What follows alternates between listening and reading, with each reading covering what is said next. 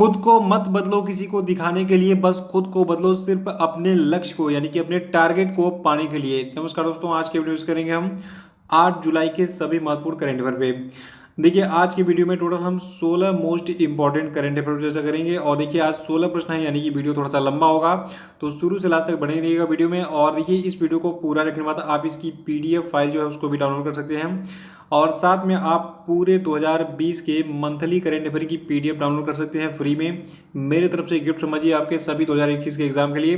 तो नीचे description box में लिंक दी गई है सभी मंथली करंट अफेयर के पीडीएफ के लिंक, ठीक है, वहां पे क्लिक करके उन सभी को आप डाउनलोड कर सकते हैं और तैयारी कर सकते हैं 2020 की आगामी 2021 की सभी परीक्षाओं के लिए, ठीक है।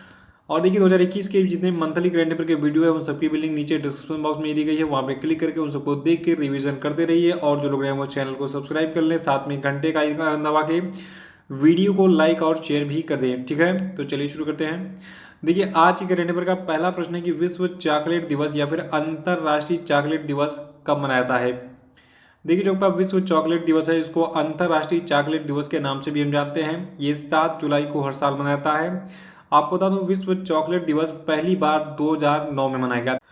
और देखिए कुछ लोगों का मानना यह भी है कि 7 जुलाई 1950 को यूरोप में चॉकलेट को पहली बार पेश किया गया था जनता के बीच में कि भैया देखो ये चॉकलेट नाम की भी कोई चीज़ है। इसीलिए जो है 7 जुलाई को विश्व चॉकलेट दिवस मनाया जाता है पूरी दुनिया में। तो इसको याद रखिएगा, 7 जुलाई को हम विश्व चॉकलेट दिवस मनाते हैं। दूसरा प्रश्न की हाल ही में किस दिग्गज अभिनेता का 98 वर्ष की उम्र में निधन हो गया। तो देखिए ये न्यूज आपको मिल चुकी होगी, दिलीप कुमार जी का निधन हो गया है। देखिए जो आपकी दिलीप कुमार है इनका ओरिजिनल नाम था मोहम्मद यूसुफ खान, ठीक है। जब बॉलीवुड में ये आए थे तो इन्होंने अपना नाम चेंज कर लिया था, मोहम्मद यूसुफ खान से ये दिलीप कुमार बन गए थे। ऐसे बहुत सारे अभिनेता हैं जिन्होंने अपने नाम चेंज किए हैं बॉलीवुड में आने के बाद, चाहे वो मेल हो चाहे फीमेल हो। देखिए जो आपके दिलीप कुमार है इनको ट्रेजेडी किंग के नाम से जाना जाता था, ठीक है। अगर एग्जाम में पूछा जाए कि निम्नलिखित में से किस अभिनेता को ट्रेजेडी किंग के नाम से जाना जाता है तो इनका नाम क्या है, दिलीप कुमार। देखिए इनको आखिरी बार 1998 की एक फिल्म थी किला, किला में देखा गया था। 1954 में सर्वश्रेष्ठ अभिनेता का फिल्म फेयर पुरस्कार इनको दिया गया था और ये इस पुरस्कार को जीतने वाले पहले अभिनेता थे। और सबसे खास फैक्ट जो मैं आपको बताने जा रहा हूँ इसको ध्यान सुनिएगा। देखिए इन्होंने कुल 8 बार, ठीक है, इन्होंने कुल 8 बार जो है फिल्म फेयर पुरस्कार जीता था। देखिए अब तक शाहरुख खान ने ही यो केवल जो है 8 बार फिल्म फेयर पुरस्कार जीता है। तो शाहरुख खान और दिलीप कुमार इन दोनों ने 8 बार जो है फिल्म फेयर पुरस्कार जीता है। तो सबसे अधिक बार जो है फिल्म फेयर पुरस्कार जीतने का रिकॉर्ड इन दोनों अभिनेताओं के नाम पे, किसके, शाहरुख खान के और दिलीप कुमार के। ये भी एक फैक्ट मिल गया आपको। और देखिए दिलीप कुमार का पोस्टमार्टम करते हैं, ये कौन थे, कहाँ से आए थे। देखिए जो आपके दिलीप कुमार हैं इनका जन्म 11 दिसंबर 1922 को पाकिस्तान के पेशावर में हुआ था। और पाकिस्तान के पेशावर में एक प्लेस है किस्सा खवानी बाजार, वहीं पे हुआ था आयशा बेगम और लाला गुलाम सरवर खान के घर पे। और ये फिल्मों में एंट्री मारी थी इन्होंने। 1944 में एक फिल्म आई थी ज्वार भाटा, लेकिन ये फिल्म फ्लॉप हो गई थी। उसके बाद 1947 में एक और फिल्म आई जुगनू, जिसमें नूरजहां ने भी अभिनय किया था। तो ये इनकी थोड़ी सी हिट फिल्म रही। और उसके बाद 1949 में इन्होंने अंदाज फिल्म में राज कपूर और नरगिस के साथ अभिनय किया और इनकी जो अंदाज फिल्म थी ये भी हिट रही और इससे ये बड़े स्टार बन गए। और दिलीप कुमार को एक भारतीय अभिनेता के द्वारा सबसे अधिक पुरस्कार जीतने के लिए गिनीज वर्ल्ड रिकॉर्ड में भी सूचीबद्ध किया गया है। तो याद रखिएगा दिलीप कुमार को एक भारतीय अभिनेता के द्वारा सबसे अधिक पुरस्कार जीतने के लिए गिनीज वर्ल्ड रिकॉर्ड में सूचीबद्ध किया गया है। और देखिए दिलीप कुमार जो है इन्हें जो है भारत में प्रथम विधि अभिनेता के रूप में भी जो है श्रेय दिया जाता है। और इन्हें 1994 में दादा साहब फाल्के पुरस्कार, 2015 में इनको पद्म विभूषण से सम्मानित किया गया था। यहाँ दो सबसे मेन पॉइंट आपको मिले। दिलीप कुमार को दादा साहब फाल्के पुरस्कार कब दिया गया, ये प्रश्न टपके का जरूर एग्जाम में, इसको नोट कर लीजिएगा। 500% मैं गारंटी देता हूँ। देखिए दिलीप कुमार को 1994 में दादा साहब फाल्के पुरस्कार दिया गया और सबसे खास बात 2015 में इनको जो है पद्म विभूषण पुरस्कार से सम्मानित किया गया था। तो यहाँ से आपको सारे के सारे प्रश्न मिल जाएंगे दिलीप कुमार से संबंधित, इसको जो है आप नोट कर लीजिएगा। तीसरा प्रश्न है कि खादी प्राकृतिक पेंट के ब्रांड एम्बेसडर कौन बने। देखिए गाय के गोबर से जो है पेंट बनने लगा है और उसको खादी प्राकृतिक पेंट नाम दिया गया है। इसकी ब्रांड एम्बेसडर बन गए हैं नितिन गडकरी। नितिन गडकरी कौन है आपको बताइए, ये केंद्रीय सड़क परिवहन और जहाज रानी और राजमार्ग मामलों के और micro small and medium enterprises के मंत्री हैं। देखिए अभी हाल ही में जो आपके नितिन गडकरी जी हैं, इन्होंने खादी प्राकृतिक पेंट ब्रांड के नाम से जो है गाय के गोबर से बने भारत के पहले और एकमात्र पेंट का वर्चुअल उद्घाटन किया।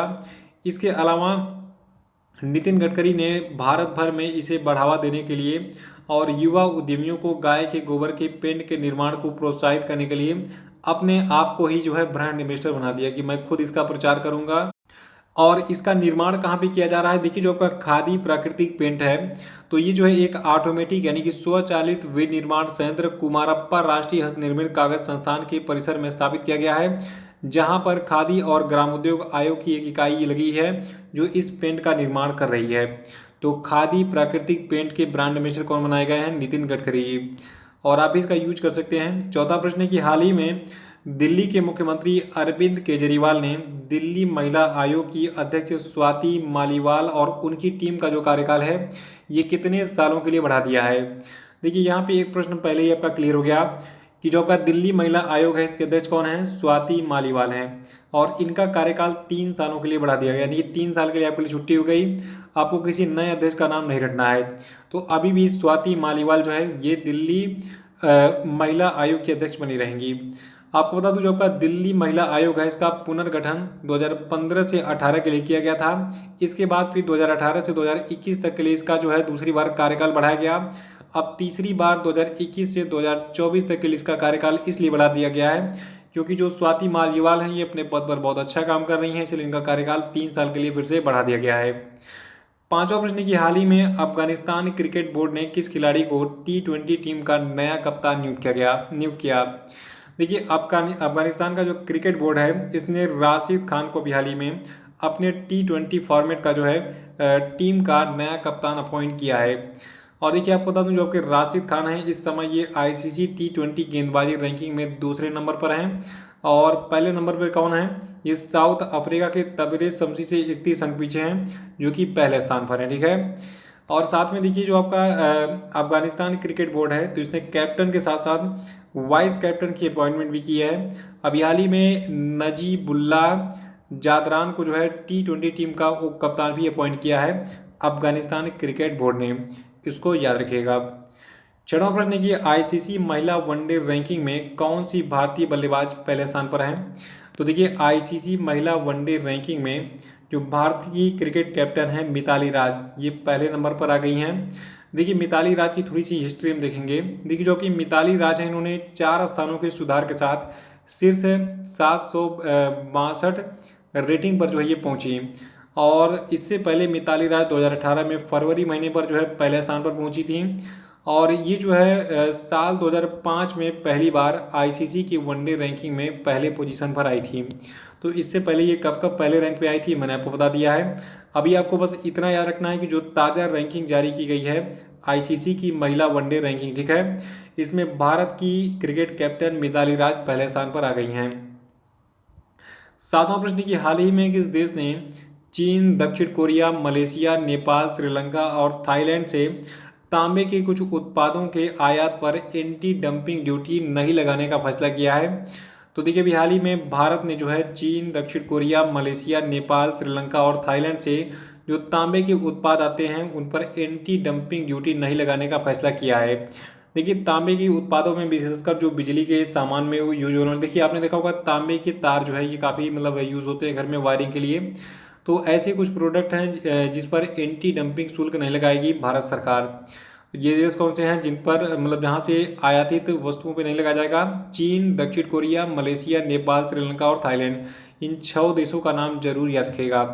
देखिए डंपिंग का मतलब क्या होता है? देखिए डंपिंग का अभिप्राय किसी देश के निर्माता के द्वारा किसी उत्पाद को या तो इसकी घरेलू कीमत से नीचे या फिर उत्पादन लागत से कम कीमत पर किसी दूसरे देश में निर्यात करने से है।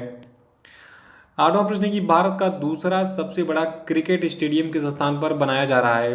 देखिए ये प्रश्न आज का सबसे मोस्ट इम्पोर्टेंट प्रश्न है। देखिए आपने अभी एक चीज़ रटा होगा दिमाग में कि भारत का जो सबसे बड़ा क्रिकेट स्टेडियम है ये कहाँ पे स्थित है? ये गुजरात में है। इसका नाम है नरेंद्र मोदी क्रिकेट स्टेडियम। ठीक है। तो नरेंद्र मोदी क्रिकेट स्टेडियम जो कि गुजरात के अहमदाबाद में है, ये भारत का सबसे बड़ा क्रिकेट स्टेडियम है। और इसके बाद दूसरा जो भारत का सबसे बड़ा क्रिकेट स्टेडियम है ये बन रहा है आपका राजस्थान की राजधानी जयपुर में। और जो भारत का ये जो दूसरा क्रिकेट स्टेडियम है, दूसरा सबसे बड़ा क्रिकेट स्टेडियम, इसका निर्माण जो है ये लगभग 290 करोड़ रुपए की लागत से जो है किया जाएगा। तो इसको याद रखिएगा कि भारत का दूसरा सबसे बड़ा क्रिकेट स्टेडियम राजस्थान की राजधानी जयपुर में बनाया जा रहा है। नवा प्रश्न है कि हाल ही में सरकार ने भारतीय सहकारिता आंदोलन को बढ़ावा देने और स्वदेशी उद्यमों को बढ़ावा देने के लिए किस मंत्रालय का गठन किया। तो देखिए इस मंत्रालय का नाम है सहकारिता मंत्रालय। देखिए अभी हाल ही में मोदी जी ने अपने मंत्रिमंडल का विस्तार भी किया है, कुछ नए मंत्रियों को शामिल किया है और आखिरी प्रश्न में जो है उन मंत्रियों की संख्या हम देखेंगे। और देखिए आज ही के दिन, मतलब आज के दिन क्या मतलब, ये दिन तो बीत ही चुका है जब मैं ये वीडियो रिकॉर्ड कर रहा हूँ, उस दिन की हम बात कर रहे हैं। तो देखिए अभी हाल ही में सहकारी मंत्रालय में एक केंद्रीय मंत्री की भी नियुक्ति की गई है। अभी नया नया इसका गठन हुआ और इसके मंत्री का नाम मैं आपको कल के वीडियो में बताऊंगा, ठीक है। तो देखिए जो नया सहकारिता मंत्रालय है, ठीक है, ये सहकार यानी कि कोऑपरेटिव से समृद्धि के विजन को साकार करने के लिए काम करेगा और पूरे भारत में सहकारिता आंदोलन को बढ़ावा देने के लिए एक अलग प्रशासनिक, कानूनी और नीतिगत ढांचा प्रदान करेगा। तो याद रखिएगा, सहकारिता आंदोलन को बढ़ावा देने के लिए मोदी सरकार ने सहकारिता मंत्रालय का गठन किया है। 10वां प्रश्न की हाल ही में जेम्स व्हाइट हर्ट ने जो है किस कंपनी के अध्यक्ष के पद से इस्तीफा दे दिया। तो देखिए जो आपके जेम्स व्हाइट हर्ट हैं, इन्होंने भी हाल ही में IBM यानी कि इंटरनेशनल बिजनेस मशीन नाम की जो कंपनी है उसके अध्यक्ष पद से इस्तीफा दे दिया है। देखिए जो आपके व्हाइट हर्ट हैं, इनको जो है पिछले साल IBM का अध्यक्ष अपॉइंट किया गया था। देखिए IBM कंपनी को आप छोटा मत समझिए। IBM कंपनी के बारे में बहुत बार अगर आप एग्जामिनेशन का पेपर उठा के देखें, UPSC, PCS, SSC, bank, railway, जो भी एग्जाम आज तक हुए हैं उसमें IBM का फुल फॉर्म पूछ लेता है, या तो पूछ लेता है कि इसकी स्थापना कब हुई थी और ये कहाँ की कंपनी है। तो IBM का पूरा नाम है इंटरनेशनल बिजनेस मशीन, ये कंप्यूटर वगैरह बनाती है। और IBM जो है इसके CEO हैं अरविंद कृष्णा। IBM के संस्थापक हैं चार्ल्स रेनल्ड फ्लिंट। इसकी स्थापना 16 जून 1911 में हुई थी। जब भारत आज़ादी की लड़ाई लड़ रहा था उस समय अमेरिका में अच्छी अच्छी कंपनीज बन गई थी। देखिए इंटरनेशनल बिजनेस मशीन जो है इसका हेडक्वार्टर कहाँ पे है, अमेरिका के न्यूयॉर्क में, ठीक है। और 11वां प्रश्न हमारा है कि हाल ही में किसने मत्स्य सेतु मोबाइल एप्लीकेशन लॉन्च किया। तो देखिए मत्स्य सेतु मोबाइल एप्लीकेशन को गिरिराज सिंह ने लॉन्च किया है। आपको बता दूं जो आपका मत्स्य सेतु ऐप है इसमें जो है प्रजातिवार, विषयवार स्व शिक्षण ऑनलाइन पाठ्यक्रम मॉड्यूल हैं जहां पर प्रसिद्ध जलीय कृषि विशेषज्ञ कार्प, कैटफिश, स्कैम्पी, मूरल, सजावटी मछली, मोती की खेती आदि जैसी व्यावसायिक रूप से महत्वपूर्ण मछलियों के प्रजनन, बीज उत्पादन और ग्रो आउट संस्कृति पर बुनियादी अवधारणाओं और व्यवहारिक प्रदर्शन की व्याख्या करते हैं। यानी कि सीधे सीधे हम कह सकते हैं कि जो आपका ये मोबाइल ऐप है जिसका नाम क्या है, मत्स्य सेतु, इसमें मछली पालन संबंधित आपको सारे ऑनलाइन कोर्सेज मिलेंगे। कैसे जो है आप मछली पालन, साथ में मोती वोती जो पालन होता है वो सब कैसे कर सकते हैं। और इस एप्लीकेशन को जो है ICAR यानी कि Indian council of agriculture research, central institute of fresh water aquaculture Bhubaneswar द्वारा राष्ट्रीय मत्स्य विकास बोर्ड हैदराबाद के वित्त पोषण समर्थन के साथ विकसित किया गया है। 12वां प्रश्न की जून 2021 में GST कर संग्रह कितना है। देखिए अगर आप कोई भी एग्जामिनेशन देने जा रहे हैं, ठीक है, तो जो आपको मैं ये डाटा देने जा रहा हूँ, देखिए ये आपको मिलेगा नहीं और बहुत कम ही लोगों को पता है कि ये सारी चीज़ें एग्जाम में पूछी जाती हैं। देखिए यूट्यूब पे तो बहुत सारे चैनल हैं, आजकल बहुत सारे बच्चे नए नए आ गए हैं जो भी हाई स्कूल इंटर पास हुए हैं और वो करेंट अफेयर पढ़ा रहे हैं, तो उनको ये नहीं पता होता है कि क्या चीज़ें पूछी जाती हैं क्या नहीं पूछी जाती है। यहाँ पे क्या है कि मैं देखिए पिछले 5 सालों से लगातार करेंट अफेयर पढ़ा रहा हूँ और मैंने तो 5 बार UPSC का एग्ज़ाम दिया है, 8 बार UPPSC दे चुका हूँ और कई बार इंटरव्यू तो भी पहुँच चुका हूँ, लेकिन अभी फाइनल सिलेक्शन नहीं हुआ है तो मैं टीचिंग के फील्ड में आ गया। तो अपना जो नॉलेज है, जो मेरा एक्सपीरियंस है वो मैं आपको बताता रहता हूँ, इसीलिए मेरे बच्चे बहुत ज़्यादा सिलेक्ट हो रहे हैं आजकल। आपने स्टेटस देखा होगा मेरा व्हाट्सएप पे, कोई ना कोई डेली मैसेज करता है सर मेरा यहाँ सिलेक्शन हुआ, कोई कहता है वहाँ सिलेक्शन हुआ। तो जून 2021 की बात कर रहे हैं हम। जून 2021 में GST संग्रह कितना रहा, तो ये रहा आपका 92,849 करोड़ रुपए। देखिए जनवरी से लगाए, जनवरी, फरवरी, मार्च, अप्रैल, मई और जून, ये सभी आंकड़ा मैं आपको दे दे रहा हूँ, उसको नोट कर लीजिए। देखिए जनवरी 2021 में GST कर संग्रह कितना था, ये था आपका 1,19,847 करोड़ रुपए। और उसके बाद फिर फरवरी में ये आपका कितना हो गया, 1,13,143 करोड़ रुपए। फिर मार्च में आपका हो गया 1.24 लाख करोड़ रुपए। और उसके बाद फिर अप्रैल में सबसे अधिक कर संग्रह हुआ था, जीएसटी कर संग्रह, ये हुआ था 1.41 लाख करोड़ रुपए। और फिर मई महीने में जो है ये थोड़ा सा कम हो गया गिर के, ये आपका हो गया 1,02,709 करोड़ रुपए। और उसके बाद जून में तो ये और भी कम हो गया। जून में जीएसटी कर संग्रह कितना रहा, 92,849 करोड़ रुपए। और इस टोटल अमाउंट में किसका कितना योगदान है ये भी मैं आपको डिटेल में बता देता हूँ।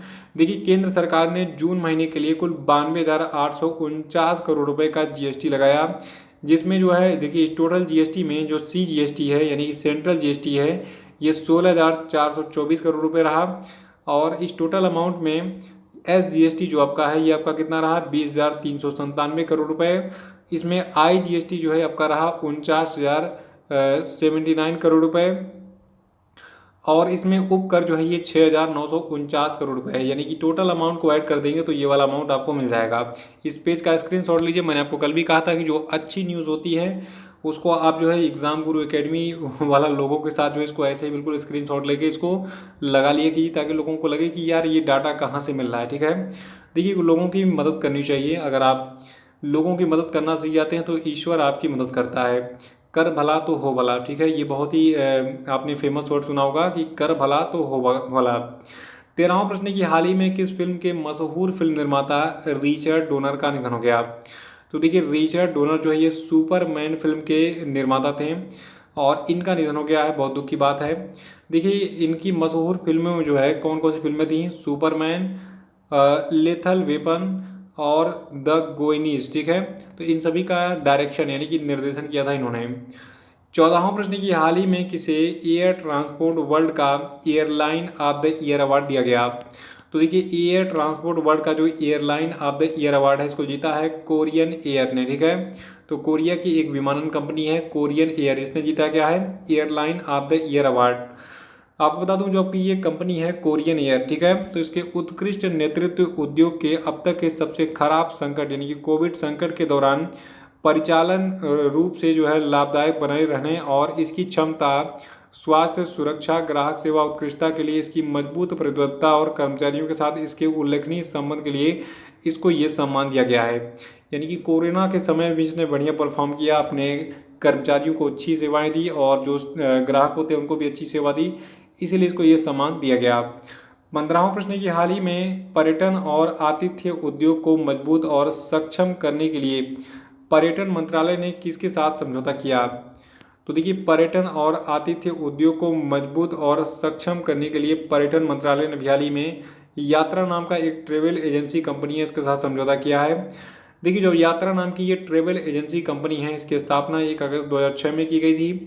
सीईओ के हैं ध्रुव श्रृंगी और इसका मुख्यालय आपका है हरियाणा के गुरुग्राम में। और जो आपका पर्यटन और आतिथ्य उद्योग मंत्रालय है, ठीक है, तो इसके राज्य मंत्री कौन है, इसके राज्य मंत्री आपके स्वतंत्र प्रभार है प्रहलाद सिंह पटेल जी। 16वां प्रश्न की हाल ही में प्रधानमंत्री मोदी के मंत्रिमंडल में कितने नए मंत्रियों को शामिल किया गया।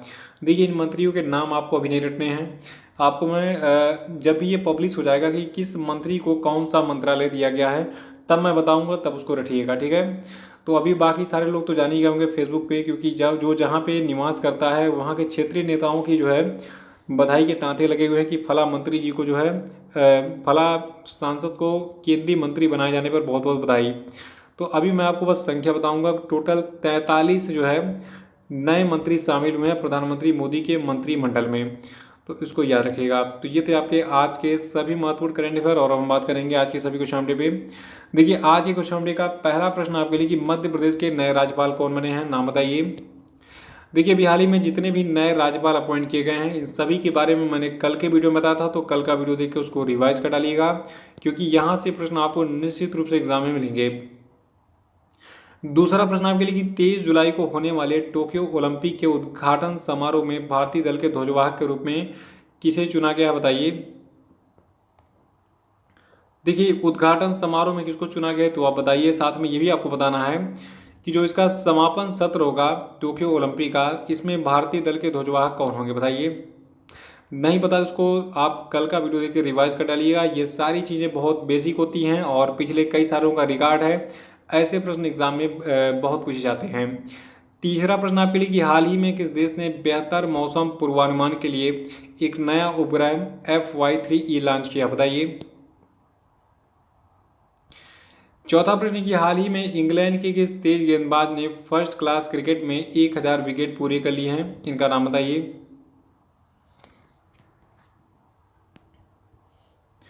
पांचवा कि हाल ही में किस मंत्रालय ने निपुण नाम का एक जो है भारत कार्यक्रम निपुण भारत नाम का एक कार्यक्रम शुरू किया, बताइए। देखिए निपुण भारत कार्यक्रम क्या है कि मैंने आपको बताया था कल के वीडियो में, और उसको देख के रिवाइज कर डालिएगा। और अभी मैं आपको बता देता हूँ कल के पूछे गए सभी क्वेश्चन के सही उत्तरों के बारे में। देखिए क्वेश्चन का पहला प्रश्न था कि हाल ही में कौन इंग्लैंड की पूर्व कप्तान चार्लेट एडवर्ड को पछाड़कर सभी प्रारूपों में महिला क्रिकेट में सबसे अधिक रन बनाने वाली खिलाड़ी बन गई हैं, तो देखिए ये हैं भारतीय क्रिकेट कैप्टन मिताली राज। दूसरा था कि हाल ही में किस राज्य में 149 साल पुरानी दरबार मुंह परंपरा खत्म कर दी गई, तो इसको जम्मू कश्मीर में खत्म किया गया है। तीसरा था कि त्रिपुरा के नए लोकायुक्त कौन बने, तो इनका नाम है KN भट्टाचार्य जी। और चौथा था कि Austrian grand prix formula 1 race किसने जीता है, उसको जीता है मैक्स वर्स्टप्पन ने। और पांचवा था कि कौन सी महिला तैराक ओलंपिक के लिए क्वालिफाई करने वाली भारत की पहली तैराक बन गई है, तो इनका नाम है माना पटेल। तो इसी के साथ ये वीडियो यहीं समाप्त होता है। वीडियो कैसा लगा कमेंट बॉक्स में जरूर बताइए, इसको लाइक करके इसको शेयर कर दीजिएगा। और 2020 का जितना भी PDF उसको फ्री में डाउनलोड कर डालिए, नीचे डिस्क्रिप्शन बॉक्स में जो है उसका लिंक दिया गया है। और टेलीग्राम चैनल को भी ज्वाइन कर लीजिएगा, उसकी भी लिंक डिस्क्रिप्शन बॉक्स में दी गई है। और जो भी मैं मटेरियल देता हूँ उसको आप जो है बिल्कुल ध्यान से पढ़िए और आने वाली परीक्षाओं में सफलता हासिल कीजिए। तो इसी के साथ बहुत बहुत धन्यवाद, बहुत बहुत शुभकामनाएं। Thank you.